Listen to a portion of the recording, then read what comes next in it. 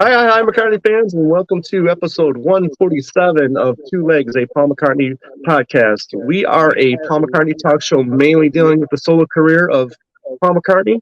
I'm one of your two co-hosts, Tom Hanyadi, and you may also know me for my other show, Talk More Talk, a solo Beatles videocast, where myself, Ken Michaels, me, Mr. Mayo, and the Queen Keto Tool talk all things solo Beatles, so please check that out if you haven't. And as always, I'm joined by my partner in crime, my backwards traveler, Andy Nichols. Andy, what's going on?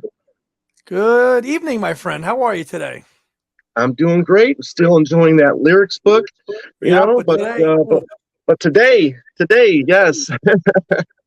Today we've got our buddy Laurence Juber, LJ, back on the show to talk about his experience on the '79 UK tour. Unfortunately, I'm six then, and in Michigan, so obviously I wasn't there. I know we probably got some fans that are a little older and have experienced it then, but hey, a good friend of mine went to one of these shows and said it he was awesome. did. He went to the Liverpool show. Yep. Okay, cool. He went to the Liverpool show, and he said it was absolutely awesome. So I'm really looking forward to hearing what we can, hear from LJ about this short but awesome tour. Yeah, it was very short. So what 19 dates or something like that? 10 cities. That's it. It was very quick. Very quick tour, man. It started in Liverpool on November 23rd, and it ended in Glasgow on December 17th, not counting the Kampuchea show, which ended up being 10 days later, like 10 days. 12 days. Yeah, on the 29th, which ended up being Wings' final performance ever. Yeah, that sucks. So really no news to talk about right now. We're still enjoying the lyrics book like we talked about. That was a lot of fun talking about that last week. So keep the video going and please enjoy the interview here we've got with LJ. And we're back, and as you can see, we have a very special guest, Andy. We're not going to waste any time. We're just going to jump right into this interview because, anytime we have this gentleman with us, it's just it's an honor. He's really been like one of the few members of Wings that is really, been gracious with his time on this podcast. So I'm sure a lot of us are really appreciative of LJ for taking the time out of his schedule and joining us. And, as we know, he's an ex-member of Wings. He's a Grammy Award winner. He played the Bond theme. I mean, he played the banjo for Kermit. LJ, Laurence, it's great to see you back. Thanks for hopping back on. We really appreciate it. You're welcome. Great. So we wanted to talk a little bit about the '79 UK tour because this month marks the anniversary of the start of the tour. Oh, yeah. Started in November. I believe 20th maybe? 23rd. 23rd. I don't remember. Yeah, the 23rd. So long ago. Yeah. And the 23rd in Liverpool actually was the opening show. Yeah, that's right. So, but before we talk about that, can you just talk about your experience of playing live and touring, if you had any experience prior to that '79 tour? I had some experience, but not in that context. I mean, I had been gigging, since I was 13, but a lot of what I did was either kind of private function type things, especially when I was in college, or playing with the National Youth Jazz Orchestra, where we would do concerts in theaters and often with a guest, jazz singer with us. So I was not unaccustomed to being in a theatrical situation, but I was, because my ambition had always been to be a studio musician. Right. It wasn't my primary kind of goal. There was a period not long before I joined Wings when I played Pete Brown, who was the lyricist for Cream, had a band called Back to the Future. I think it was called that. Oh, no, something like that. I forget the name of it, but I played with them for a little while. And I also played with a band called Landscape, which was a kind of a fusion band that eventually in the 80s, they actually had kind of a minor hit with a song called My Name is Norman Bates. But after I had left, they never replaced the guitar chair. But even then, I mean, that was, playing jazz clubs, which were really kind of more the kind of like, like the 100 Club on Oxford Street, which are basically kind of like bars with stages, pubs with stages. So but certainly, I mean, getting up on stage with the Beatle was a new experience for me. Was it known going in once you joined back to the front? That's what it was called. Okay. Right. What was it known as when you joined the band, when you became a member, that it was expected that they were going to tour at some point? Oh yeah, I mean, there was no question that there was going to be some kind of live performance. But you remember, I had been in the band for well over a year before we actually went out and did a tour. The scale, we spent a great deal of time working on the Back to the Egg album. Right. And the scale of the tour was much different than the previous world tour of 75, 76, in that it was much more scaled down. You were playing theaters and not big stadiums like he had done in America. Right. So, well, I mean, we played Wembley Arena, for example. We did, I think, 3-4 nights. I forget how many. I mean, we played a lot of shows around London in that tour. We played Lewisham Odeon, we played Wembley, we played the Rainbow, and then with Kampuchea, we played what was then the Hammersmith Odeon. Right. But it was not conceived as that kind of like large scale tour. Paul wanted to do theaters. He wanted to, he always liked playing in smaller venues and still does. I mean, one of the last times I saw him perform was at Amoeba Records in Hollywood, where it was in a record store. I mean, so you were there for that? Oh yeah. Oh, cool. Yeah. Me and Denny Sywell, we were both there for that. Oh, very cool. Very cool. Yeah. When was it known right about that they were going to tour in 79? Was Back to the Egg already recorded at that point in time? Well, Back to the Egg had been released. That was released in June. Right. And then Steve Holley and I went over to Europe for a week to do promotion. We were the new guys. Mm-hmm. We got kind of deputized as being, the promo guys too, because, Paul and Linda just didn't feel like doing that. Right. And, we were the new guys, so, we could kind of assume that role. And so we went to, I think, Germany and Spain and Belgium. I forget where else, but Holland, I think, too. And then shortly thereafter, Steve and I went to New York to do promotion there. But this was, and the videos had been filmed, but those didn't get released until later in the year too. I mean, there was no urgency in the way that the promotion had been structured, other than the fact that they put us out there and you guys go and represent the band, which we did, and a fun time of it we had. And got into in New York, we got into the Daily News or something. We had our pictures in the paper. It was cool. One of the nice things I've seen is with the opening tour is that you saw the Wings Over Merseyside. I think it was the local Liverpool Echo paper did a nice spread when you guys played in Liverpool. I don't know if you've seen that, but I have seen that. And we were there. I mean, we did. I forget how many nights we played there, but we did. The very first concert we did was for all the school kids from the Liverpool Institute. And I mean, we started. I think that we started rehearsals somewhere in September. Okay. Because I was still working on my Standard Time record, so there were a few days where I'd been like in our studios all night mixing, and then got like an hour's sleep, and then went off down to wherever it was we were rehearsing on the South Coast. I think Eastbourne or somewhere. Anything that was a short drive from Peasmarsh, because Paul and Linda had moved down there really in that time period, and I think that part of the reason that touring was not being kind of broached on a broad level was because they didn't want to have to take the kids out of school.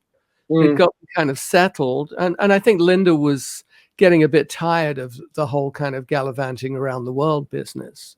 Gotcha. But a UK tour, where they took the kids with them, and that was reasonable. Right. Was the Japan tour dates booked around the same time as the UK tour dates as well?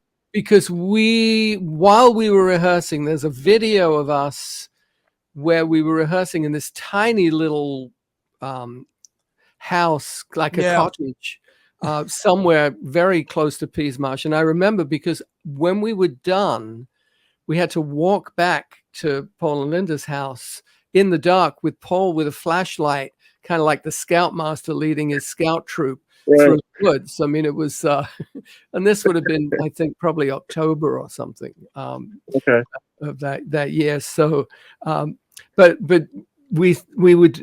I don't remember how long we rehearsed in this particular place. It wasn't very long, but and then, you know, a lot of choices were made on the basis of Paul and Linda not having to travel very far, including when we were recording at Lim Castle, which was not that far from Peasmarsh. I mean, it was all in that kind of south coast of England area.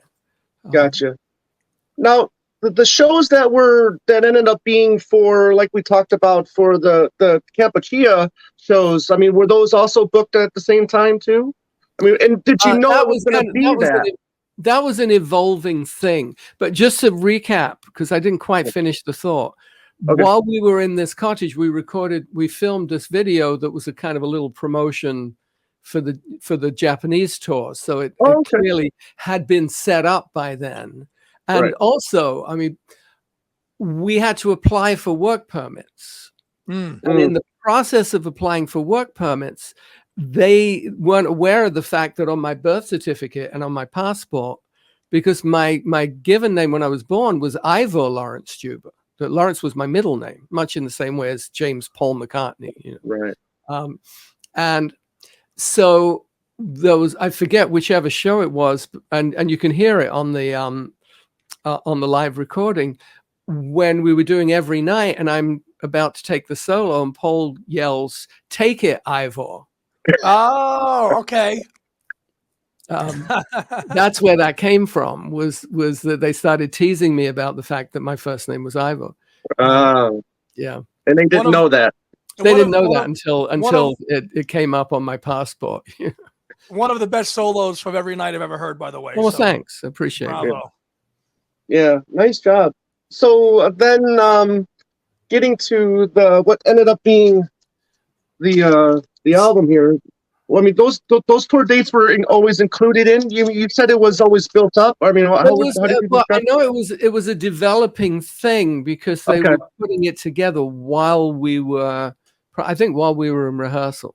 Oh, okay, gotcha. And you know, the thing about it was that we'd done the tour, and then we had finished shortly before Christmas in Glasgow. Right. And then we had Christmas off, and then the following week was the Kampuchea shows.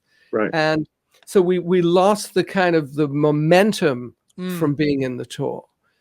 Plus, the Kampuchea set was, even though that's the only one that's on video, and it was a good show. I mean, my brother was in the audience, and he thought it was one of the best. He'd seen a few of the shows, and he thought it was one of the best that he'd seen. For me at any rate, I just felt like we were just kind of getting warmed up again, because having had the time off. And of course we were, going to be in Japan a few weeks later. So it was kind of like a little bit of a kind of a thing in the middle between the UK tour and the Japanese tour. Was the Kampuchea set list a truncated version of your normal set? It was a truncated version because, for a couple of reasons. One, because we had the Rockestra ensemble for the finale, so we Let It Be was normally part of the wing set, part of our full show, and we also we had to cut it down just because it wasn't a full 2-hour show at that point, because there were Elvis Costello was on the bill, on the bill, and then we had this Rockestra finale. But the cool thing for me was that because we had been playing Let It Be throughout the tour, and of the songs we did the Rockestra theme, we did Lucille, and we did Let It Be. On Let It Be, when the solo came around, I kind of looked around and realized nobody else was going to step forward, and I was used to doing it, so I just I launched into the solo. And then, about 8 bars from the end, I smell brandy fumes, and there's Pete Townsend kind of leering over my shoulder. But it was quite a moment for me, just as a musician, to be on stage with Paul McCartney and this host of rock luminaries behind me, playing Let It Be, playing a Beatle tune. It was a very memorable moment. Right. Let's switch to set list here and talk about picking set lists. I know he started embracing Beatles songs for the 75-76 tour. What were your thoughts on the set list? Did you get to partake in choosing songs for the set list? I don't recall much. I mean, Paul was pretty much kind of calling the shots with the set list. I do know, we opened with Got to Get You Into My Life. Right. And I think that part of the reason for that was because Earth, Wind and Fire had a hit with it on their version. In fact, the very last riff that we played was kind of a tip of the hat to the Earth, Wind and Fire. And, opening a Wing show with the Beatles song was, I think, kind of a bold move. Yes. Given the fact that we really didn't do that many Beatles songs in the set. I mean, we did Fool on the Hill, we did Let It Be, Paul did Yesterday. Right. I don't know. There was another one. I mean, the tone of the set was really intended, I think, to be supportive of Back to the Egg. Right. To recognize the fact that this was a new incarnation of the band, that it was a different sound and a more rock-oriented sound than, we didn't do the pop hits. We didn't do Listen to What the Man Said. We didn't do Let 'Em In. Silly love songs. We did do Mull of Kintyre, but you couldn't not do Mull of Kintyre at that point because that song had been so massive throughout Europe. Right. But we added, for example, for Japan, we added Another Day because that had been a big hit there. We also added Let 'Em In and Live and Let Die were on the Japanese set list. I forget what was being dropped in order to accommodate those. But, there was a strong Back to the Egg focus, doing Spin It On, doing Getting Closer. Five songs from the LP were in the set. Yeah. That was pretty. But there was also stuff from McCartney. I mean, we did Hot as Sun. Right. So yes. Paul could play a little lead guitar. We also did Cook of the House so that Linda would have a feature. And I think that, and of course there was, there was the Maybe I'm Amazed Every Night stuff, but we didn't do My Love. Again, another kind of like pop ballad. I think maybe Let It Be kind of took the place of what that would have been in terms of having kind of a big show-stopping ballad in the set. But I think that we had rehearsed with a little luck, but it just didn't fit, because really, I mean, this incarnation of Wings was a bit of a rock band, Right.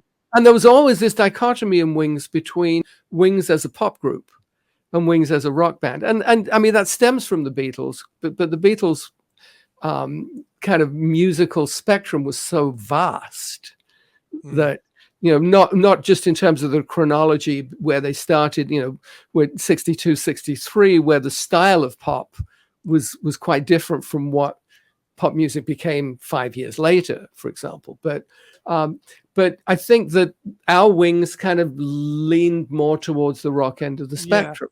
In fact, that so version, the repertoire really kind of reflected that. Yeah, there is that video version that you referenced of you guys rehearsing in the room, and you did make a good fist of With a Little Luck, but it's a little more rockier.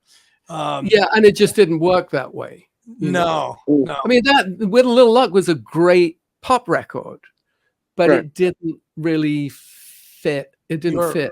And this really continued on into when we were rehearsing the Tug of War material, and we were doing it in a rehearsal hall, again, somewhere kind of close to where Paul and Linda lived, that we were doing the kinds of songs like, Average Person and stuff that again, wasn't really rock oriented. That would have been, for my mind, more appropriately worked out in the studio, where you could really finesse parts and the acoustic end of things would be more prominent. And whereas the rock stuff actually kind of, when we were fooling around with rock and roll tunes at that point, that all went very, very easily in that kind of environment. But right.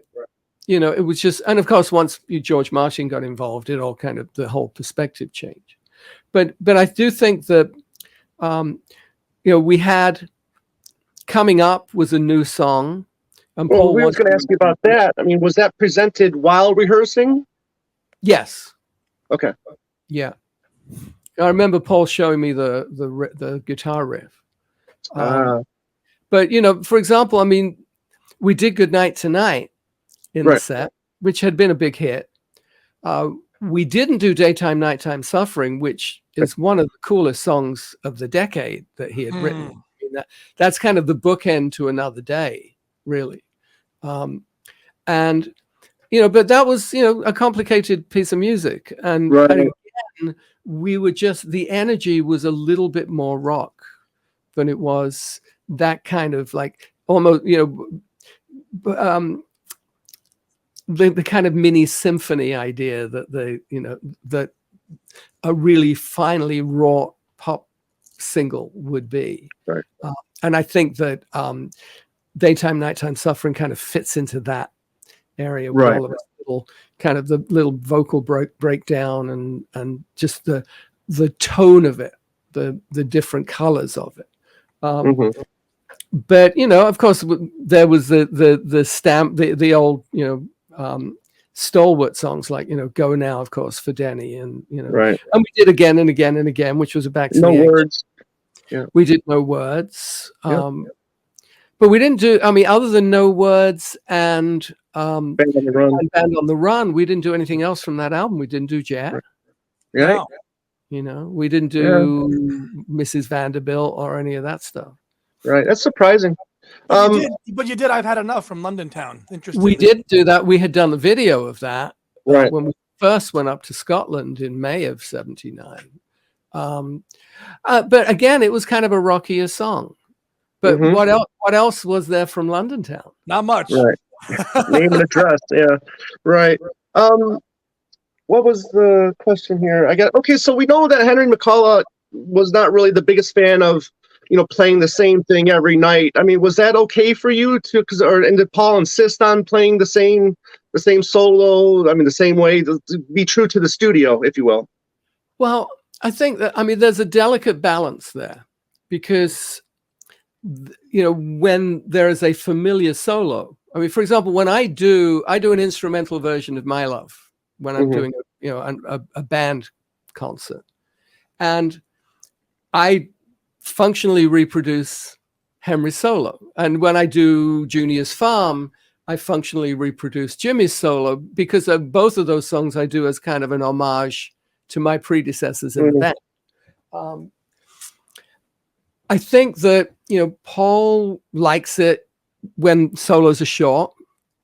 Wings in the studio and in rehearsal, we're a jam band, but we weren't on stage. In fact, when I do my band, I call my band Airfoil, which is a kind of a wing. But when I do stuff like that, I kind of lean into the jam end of it. So when we do Getting Closer, for example, I extend it, extend the ending of it. Put a solo into Arrow Through Me where there was no guitar solo on the record, but it's just things that just kind of, if we had gone that extra step into that. But Paul doesn't function that way. I think in recent years there was a loosening up of how extending solos a bit more liberal in the way that. But at that period, I mean, you pretty much, it needed to be at least quasi like the record. But I took liberties. I mean, my Let It Be solo is not any of George's Let It Be solos.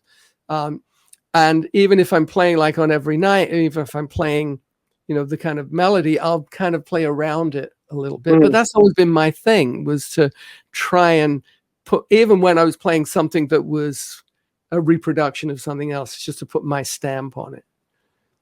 Gotcha. You know? Okay. But again, that's kind of more of the rock angle on things, in terms of, I came up as a lead guitarist, I came up as an improviser. Because my inspirations were Hendrix and Jeff Beck and Eric Clapton and Jimmy Page, and players that, they might have structured solos in the studio, but didn't play them exactly the same way live. Right. Gotcha. And you can hear that on your solos, on Let It Be, on Every Night. It's very evident, and makes it's just where I live, Yeah. Right. Yeah. Where were you guys introduced to Earl Oaken, and how did he become part of the tour? Earl Oaken, I think Denny and Steve knew him.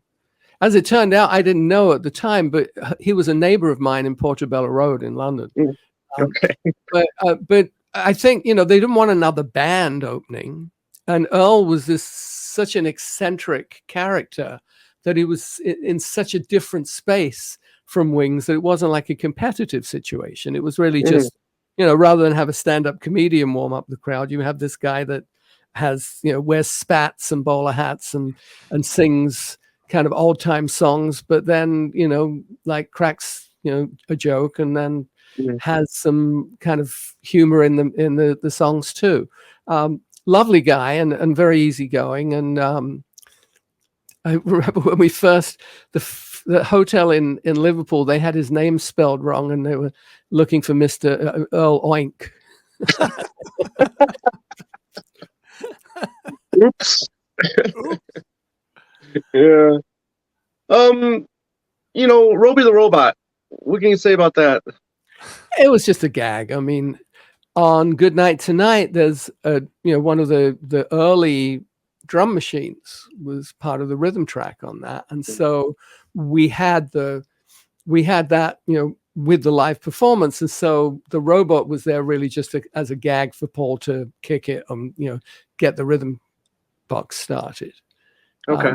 It's just a little visual thing. I mean, I don't know whose idea it was. Yeah, just a little bit of a gag, right? Yeah. Where is he now? I wonder. Probably. Actually, now he's working for Facebook.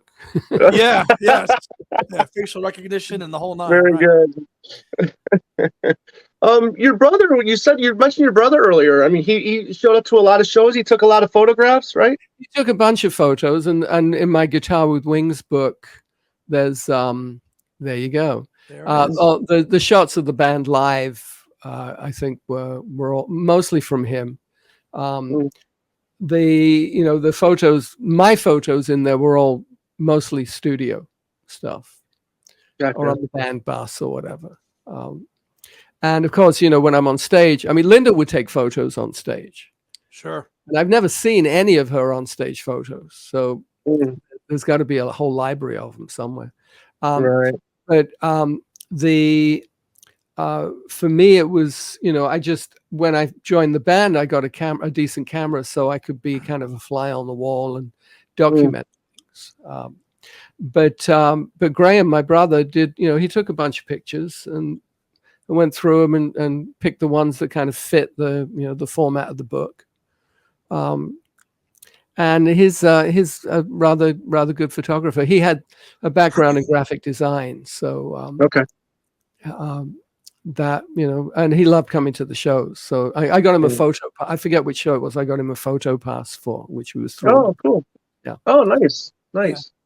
And I'm just moving on. I must ask. One of the probably biggest missteps, I think, unfortunately, was that none of the shows were ever fully recorded and filmed throughout the whole. Well, they were fully recorded. The Glasgow show was fully recorded. Audio, but on film to see. Right. Well, only the Kampuchea one. And it wasn't so much a misstep. I think it was just not really on the agenda at that point. We were going to be going to Japan. This was a new band. It was a lot of new repertoire. How much benefit there would have been from spending the money on and the disruption of, with Glasgow, that we did 2 nights, so they recorded the second night, so the last night of the tour got recorded. Right. One thing that you don't get with Glasgow is that when we were doing Mull of Kintyre throughout the tour, the above the stage where the horn section were, we'd do Mull of Kintyre, and you would see this solitary bagpipe player. But the second night in Glasgow, the Campbelltown Pipe Band, who had played on the record, walked through the audience and came on stage. Right. Yeah. Very cool. That it must have been incredible to see, because there are some amateur shot footage of you guys playing. I think in Good Night Tonight, there's a video on YouTube. There's some videos. Haven't seen it. There's some videos circulating in not great varying degrees of quality, but you guys are just cooking, and it's just a shame that. Yeah, I mean, the band was in great shape that night. I think that the version of Good Night Tonight from that show, because there was no time for me to change onto an acoustic guitar, so I did the flamenco style solo on electric. Right. I mean, the thing about that song is that it got kind of tarred as a disco song, right? Because Columbia Records put out this 12-inch disco single, and it's certainly in the discotheques in Europe, it was a huge hit that summer. Summer of '79, that was like the #1 dance club hit. But you think about the fact that and both of these were in the set, that the last two Wings hits were both dance rock records. Because I consider Good Night Tonight still to be a rock record, but with a dance groove to it, and much of it is Coming Up. And whereas Paul's version of Coming Up isn't a rock record, the band's version is. Right. So you probably had no clue that he had recorded it for the McCartney 2 record. Oh no, we knew. No, we knew. Oh, you didn't know. Okay. Oh yeah. Okay. No, because we also did Wonderful Christmas Time, which came out of that same period, that recording period. Okay. And that, but the story with that was that we had the Santa Claus came down during Wonderful Christmas Time. They didn't tell me that they were going to have fake snow. Okay. So I open my mouth to sing the Choir of Angels bit, and I get a mouthful of this like plastic snow, and all the front rows were just, cracking up over it because it was like just a mouthful of snow. I had no idea that was going to happen. Right. That's funny. Yeah. So November 23rd, opening night. Jitters, Goose. I mean, were you nervous? I mean, talk about the moments leading to that show. I mean, how were you feeling? Well, I mean, there's always a kind of a nervous energy before you get on stage, but once you start playing, I mean, you get into the show. For me, because I had not been that experienced as a live entertainer, it was all kind of a big adventure. It was because I was just really kind of learning the ropes in terms of being on large stages with that much spotlight. It's one thing when you're in a big band and you're kind of, you get the occasional solo, but when I say big, I mean a jazz big band. But when you're in, when you're in Paul McCartney's group, it's a very different kind of focus. I was very much looking forward to continuing it with Japan, because we were just really, the band was just really starting to, getting to gel, right? And cook. Yeah, I mean, that was going to be one of my questions too. I mean, I would imagine like probably halfway through that tour, did you feel like it was early on that you guys were really starting to, get acquainted with each other on stage? I mean, when did you feel like it was really going well? Well, also, I think, when you think about the environment, we were playing theaters, and the audiences in the south of England are a lot more sedate than the audiences in the north. So the further north we went, the more exciting it got. It's funny you bring that up. When we played in Manchester, the same venue we played in Manchester, the night before, I'd gone to see Queen there. So, and that kind of thing gets you fired up because, I'm going to be on that stage tomorrow night, So you kind of lifts you.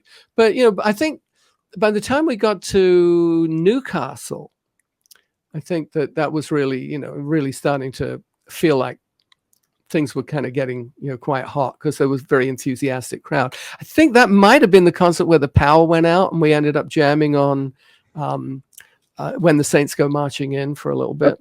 Okay. That would have been the 14th of December. But Andy, you had something you want to say? Yeah, LJ, I don't know if you had an opportunity to see recently some of that Saturday shake-up footage of you guys. I saw it, yeah. And it's funny, some of the interviewer asks you all the same question about the differences between the North and the South. And you said it was very evident that the North were a little bit more, amped up than the audiences in the South. Oh, yeah. And all that footage, that Saturday shake-up footage is tremendous and worth checking out if you have a chance to see it. Mm-hmm. No, I have seen it. Yeah. Okay.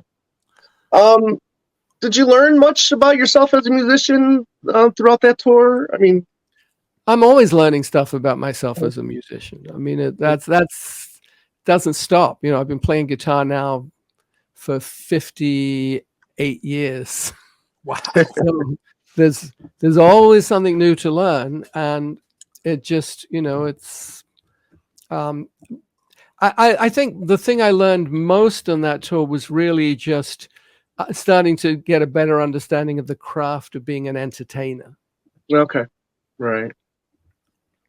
Yeah. I would imagine that while you guys are doing that, I mean, you're also feeling more confident as well, perhaps, as the tour is going on. Well, it's just getting tighter, Yeah. On Gotcha. and on. I think that everybody, I mean, when you go through multiple gigs, the sound people get things fine-tuned. Mm-hmm. It's just really kind of, the more you do it, the better you get. Gotcha. And the tour is also very notable, LJ, and this is because it's the last time Paul used a full horn section on a concert like that. Until the last tour. Until the last tour. But I mean, for the full show. Well, yeah, but that was all part. I mean, that was part of the Wings ethos, was that the horns were an adjunct to the band. Right. So when we did Rockestra, the horn section came in. When we beefed up the horns, the horns on Goodnight Tonight, not on Coming Up, we overdubbed, on top of the live horns, we overdubbed it again just to beef it up a bit. So, the horns were kind of peripherally involved, anyway, although Gotcha. not on Back to the Egg, except for the Rockestra. Except for Rockestra and Arrow Through Me. And maybe so glad to see you here too, or no? Maybe. Yes, because that was all part of the Rockestra session. Yeah. Right. Talk a little bit about, did you get the chance to kind of meet those guys, Thaddeus Richard and Steve and Howie Casey, and then kind of interact? Oh, yeah. I mean, we would hang with them. Yeah. Yeah. They were. And Howie, I got to know Howie a bit more when we did the Ringo's Stop and Smell the Roses album in France, and Howie was there. Okay. For that too. Gotcha. How was the traveling for you? I mean, I would imagine it was just by bus then. Yeah, we just had a bus. We had a band bus, and we traveled around in that. Okay. No flying on private jets. Right. No reason for that. Not yet, anyway. So there would have been a U.S. leg then, right? That had been discussed. Okay, but not booked. If we had done a U.S. leg in the summer of 1980, we would have, Wings would have been on tour with a #1 single. Right. Yeah. So, that's kind of regrettable that it never went there. I do recall when we were in Liverpool and we were at Rembrandt, like Paul's dad's house. Yep.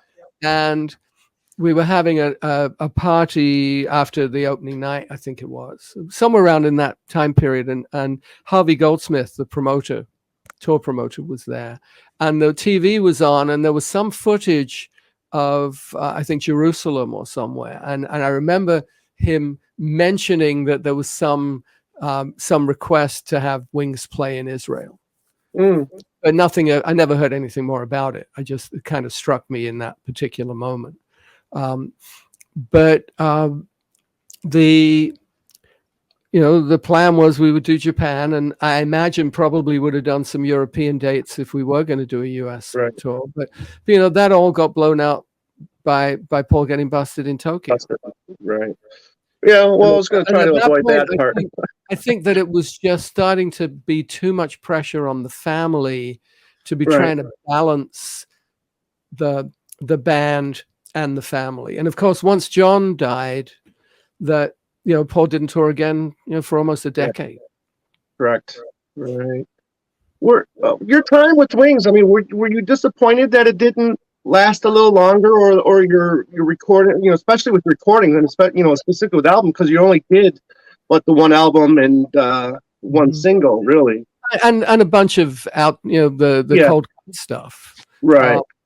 And of course the Rupert collection that we did. Rupert, right? Yeah. And I think that it's kind of a mixed bag, because I was enjoying the live performance. I was looking forward to Japan and perhaps beyond. The recording experience, I mean, we spent a fair amount of time doing Back to the Egg. We started it in July and didn't really finish it until March or something. So there wasn't a lot of pressure to get that done quickly until there was. It's always the case with that kind of thing. And this was his first album for Columbia Records in the States. Right.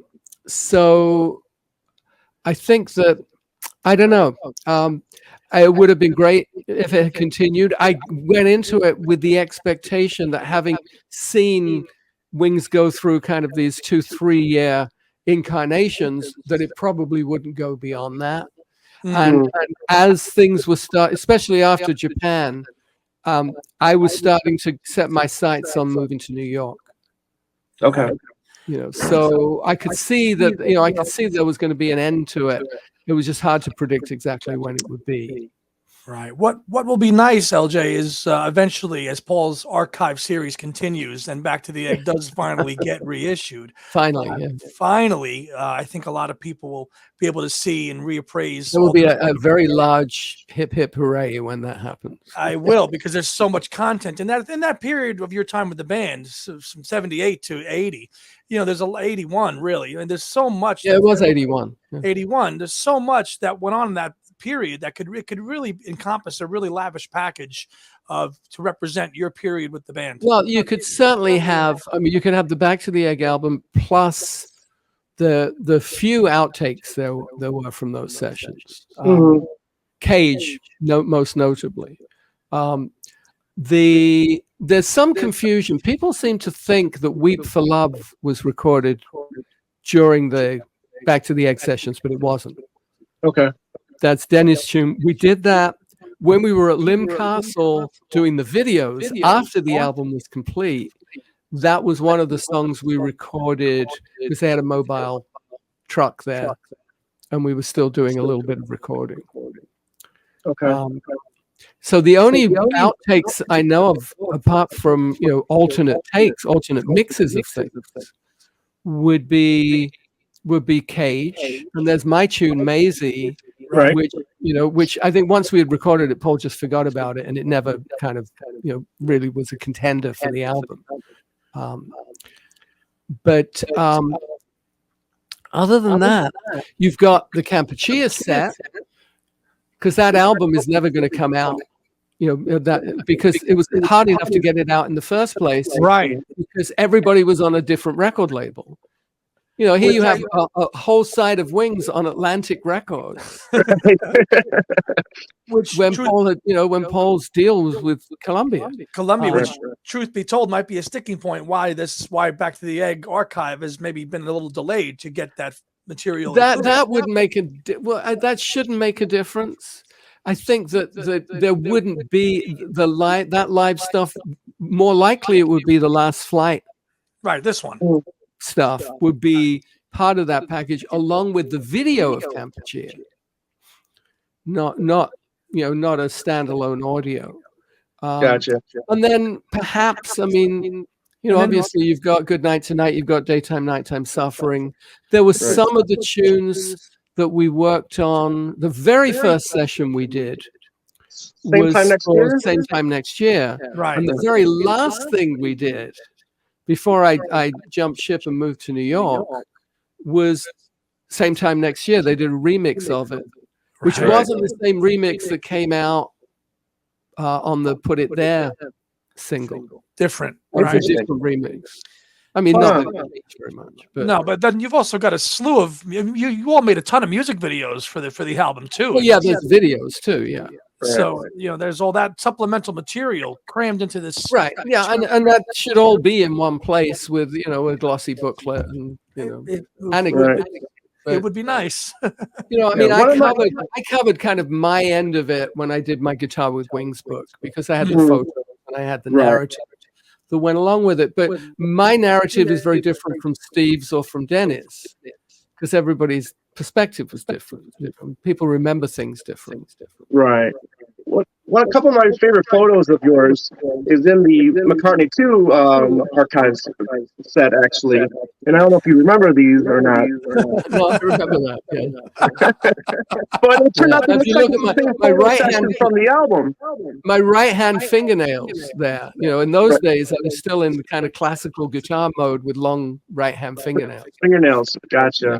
I don't use So them. was that just promotional photos for something in particular? That was like, it was just a photo session. I don't, we did a whole, we were doing photo sessions all the time. There was always photographers around. Got you. And not just Linda, but Yeah. Did you have a hard time slicking your hair back to do the Good Night Tonight video? No, that wasn't hard, especially when you have somebody who knows what they're doing to do it. You talk about Linda very heavily in your book as an inspiration as a photographer. Are you still taking lots of photos these days? On and off. I'm just, it's like I have an Instagram account, but I rarely post to it. Right. A lot of the photos more recently have been kind of grandkids. Right. But I do. I mean, I have a whole. We have a cabin up in the mountains, and I've been doing a whole series of sunsets that at some point I need to just go through. My problem these days is I just don't have a lot of free time. Right. I was doing during the lockdowns, I was doing Facebook Live to begin with 5 times a week, then 3 times a week, and that took up a lot of time. In fact, I'm in the process of releasing a series of EPs as Bandcamp exclusives, as four-track EPs that are all culled from those Facebook Live sessions. I'm calling it a virtually live album. Okay.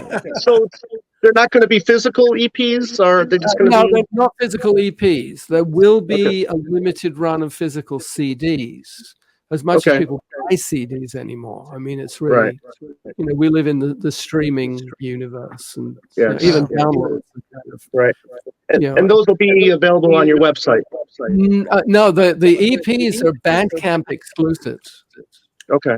So you have to go to follow me on Bandcamp.com. And like next Friday, I don't know when you're going to broadcast this, but next Friday the 12th, I'm doing a concert on Bandcamp. And if you buy a ticket to the concert, you get to download the EP for free. Oh, very cool. But in the new year, the whole thing will come out as an album, and then there'll be a limited run of CDs, probably like 250 signed and numbered or something. Is there any plans for a tour or anything like that in the near future? Getting out into different states or anything like that? I mean, up until COVID, I was always touring. I don't do kind of like the designated kind of 24 city tour kind of thing. It's much more whatever my agent comes up with. But right now, my gigs are local LA area stuff. And then in Let me think. Well, I'm signed up to do the Beatle Fest, the Fest for Beatle fans in New Jersey. Oh, Yeah, hopefully we'll see you there. Well, hopefully this will be hopefully the third time. third time. Yeah. I did Abbey Road on the River over Labor Day weekend in Louisville. That was when I played with Peter Asher's band and then used them to back me up for my electric set. I know some of those same musicians like Jeff Allen Ross and Bill Sinquey, who play with Peter. We're doing a Beatles show at the Grammy Museum on November 20th. As far as national touring goes, I have a date. In March in Easton, Pennsylvania, with Steve Miller and Martin Stewart, which will be a fun show. And that's the weekend before the Beatle Fest. And then other than that, it all depends. I mean, my agent's just starting to get stuff coming in now. Okay. The East Coast opened up a lot quicker than the West Coast did. Right. Oh, is that right? Yeah. Because, I mean, even some of our local club venues are still not open. Wow. We're just starting to open up, but here you've got to be vaccinated and, Right. Oh, of course. You've got to wear masks and stuff. But I have started, I mean, like I did 2 weeks ago, I did my first solo indoor club concert. I did some festivals over the summer that were outdoors, but that was my first indoor one. Right. So it's a process, but I've been getting into doing a lot more studio work. Right. And I have to admit that I'm not as enamored of travel as I used to be. That's understandable. I'm a chef and I do a lot of concerts. I'm a tour caterer. So I get to hear everybody's stories about, how this whole COVID thing has affected their life and, the travel, and the being vaccinated and all that stuff. So it's been really interesting to hear, all the production managers and the bands and all that stuff and their stories, so But it's you really see how many artists recently have canceled shows because they tested positive for COVID. Yeah. Right here, the band I saw a couple of months ago, Kiss, they had to cancel as well. Well, because the roadie, one of the guitar techs, died. Died. Yep, exactly. Yeah. So it's not. These are not normal times. Right. But happily, I have a studio here, so people send me stuff to do. I've been working out of a studio in the LA area. There's a producer named Michael Blue, who did Colby Calais records, and I've been doing a bunch of studio things with him. I've been recording with a good friend of mine, Richard T-Bear, who's on Quarto Valley Records. We just did a Christmas single together. There's just there's stuff going on. Right. So I'm staying busy, and I'm trying to carve out some time to write some new acoustic guitar stuff. Oh, great! So, that's a process, and then, but also, I mean, I've got all these. I got this 16-track album that of these EPs, and everything I have a video on everything. But I have to wait for the album to come out so that we can put the videos up on YouTube, because I can't. If I put it up myself right now, there's no way of monetizing it. No. Right. But when the album is out, then it gets monetized through my record distributors. Then you can get it through that. Right. There's business to be done. Absolutely. Right. Understood. Cool. But what I find really interesting is how much the different streaming services appeal to different audiences. It's like on Apple Music, my number one this last week was what was it? It was Stand By Me. No, Yesterday. It was Yesterday. It's usually Yesterday, Stand By Me, or While My Guitar Gently Weeps. Okay. And then all my video game stuff, because I worked on the score for Diablo 3.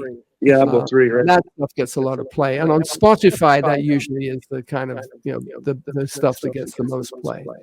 But on Pandora, my old Christmas stuff gets all the play. So we're heading into streaming season there. Yes. And then, but Bandcamp, I've really been kind of looking to Bandcamp as being a very artist-friendly kind of home base, because Facebook is fine for community, but it's not a great place to do business.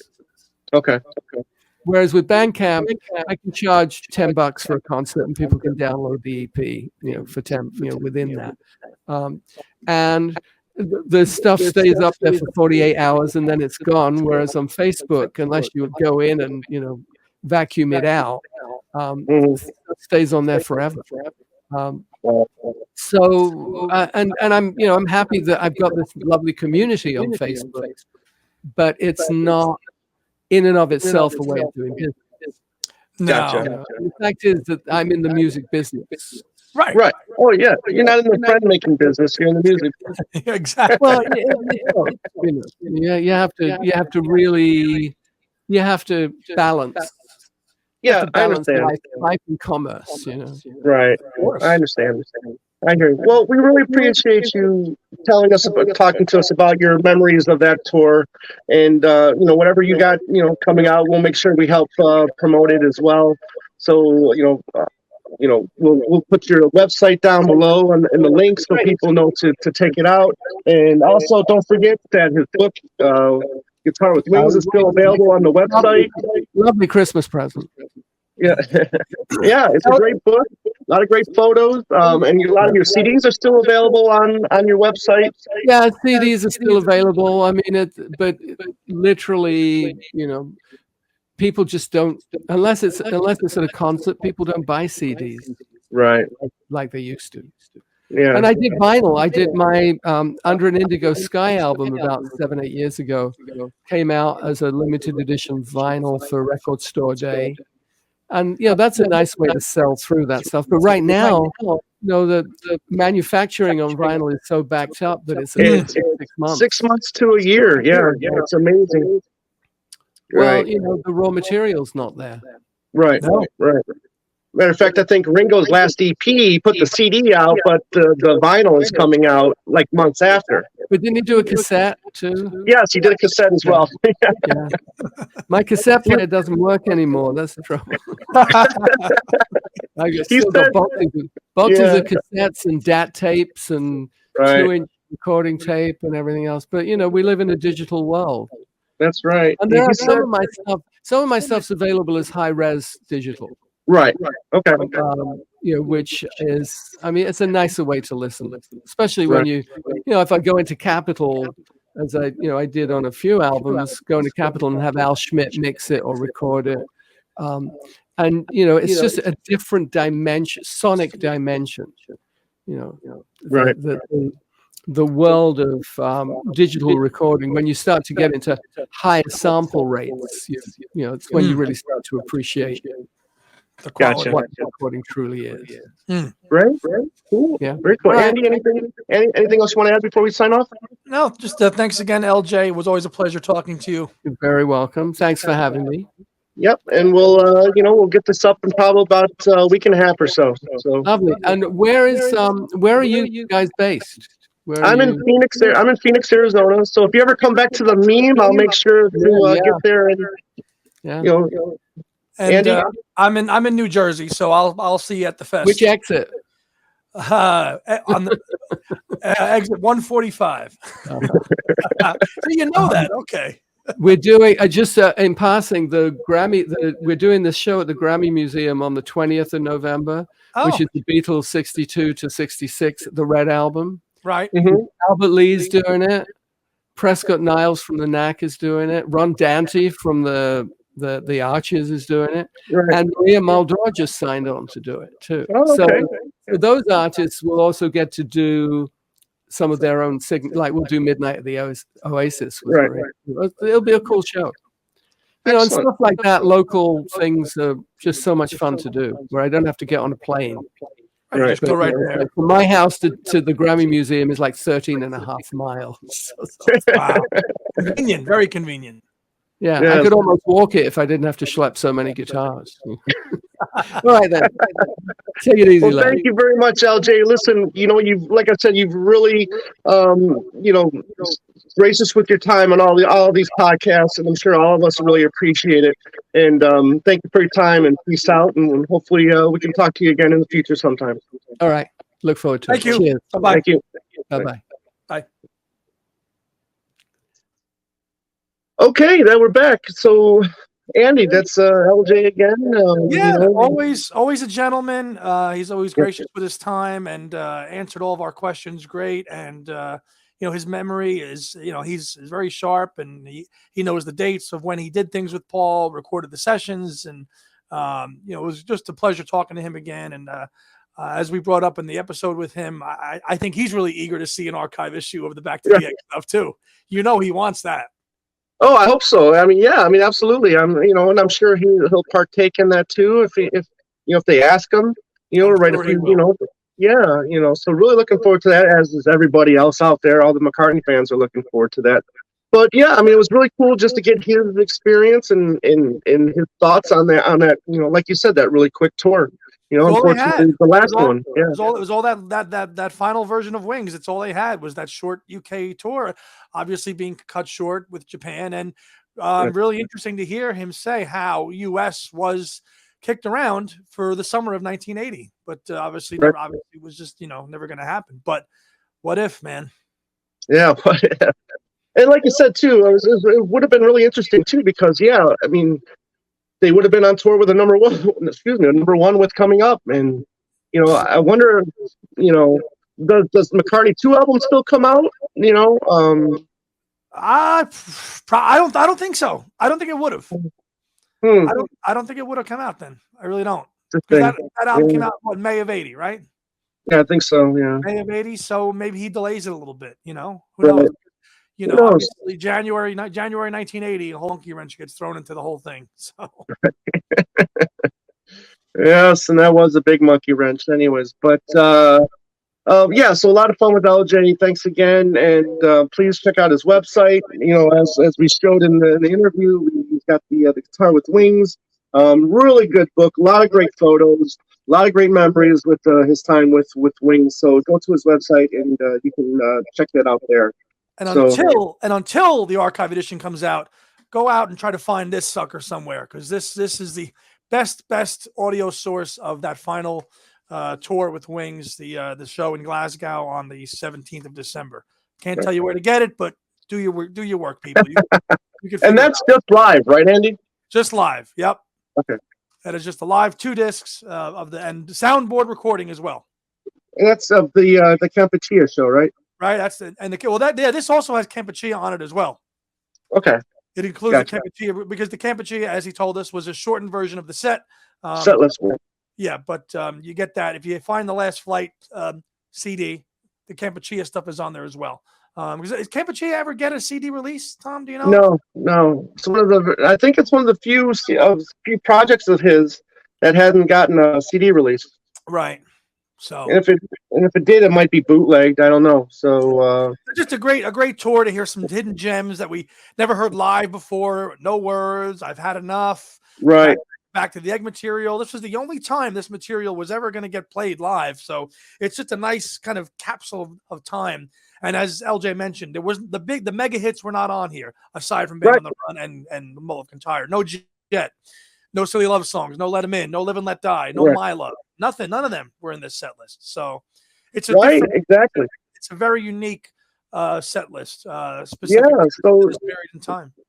Right, exactly. You mentioned, Old Siam Sir's there. Maybe I'm Amazed, How to Sun, Every Night. But yeah, I'd probably be really happy with that set list. Great, to be honest with you. Great set list. Good Night Tonight live. Good Night Tonight live. They smoke it on that. They just kill it on that. Getting Closer, opening the show with Got to Get You Into My Life with the horns. Everything, even everything about it. 20 Flight Rock, for the first time Paul played 20 Flight Rock in a live set. Oh, actually, no, that's wrong. I think he played it on Early Wings tour. But I mean, in this quality, it's just amazing. So come on there, Scott Roger. Reach out to us. We'll help you. Very good. Very good. Andy, anything else you want to mention before we sign off, buddy? No, just a prolific period here for Two Legs. A lot of activity lately on our channel with live videos on boxing, the lyrics books, which we did. We wrapped up our top 101 countdown of Macca songs. So our channel has been very, very big and active lately. We finally hit over 800 subscribers. Thank you, everybody, to that. And just keep on subbing, because the content will keep on coming, as Cousin Bruce used to say. Yeah, it'll keep on coming, because there's really no shortage of material to talk about when it comes to McCartney. I was just chatting the other day with somebody, and they were like, "Any slowing down yet?" I'm like, "No." How about us? I've got the next 2 months mapped out already. Oh, they were asking you about our show? Yeah. No, yeah, man. Pedal to the metal, full throttle. Get out of the way. Full throttle.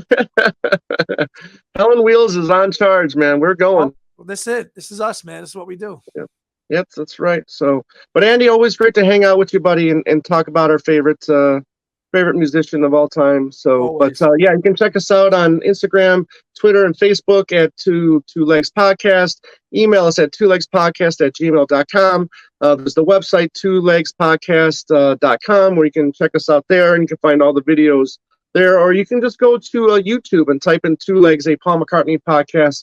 Check us out, and please subscribe. Like Andy said, we're over the 800 subs now, and forging on and getting closer to that goal of 1,000. And really hope we can get there by some point next year. That'll be great. And I'm sure we'll probably do some kind of 1,000 subscriber contest as well once we get there. And we just gave away the lyrics book to a lucky winner. And, I'm sure we'll do something like that as well once we get to 1,000. So anyways, everybody out there, we really appreciate you guys checking out the show. All the longtime fans that have been listening to us for a long time, we really appreciate you. Along the newcomers, let us know who you are. Email us, like I said, twolegspodcast@gmail.com, and just say hi, and just let us know that you're listening. And say hi. Yeah, say hi. There you go. But anyways, everybody out there, thanks again. Have a great day and a beautiful night, and we'll see you soon.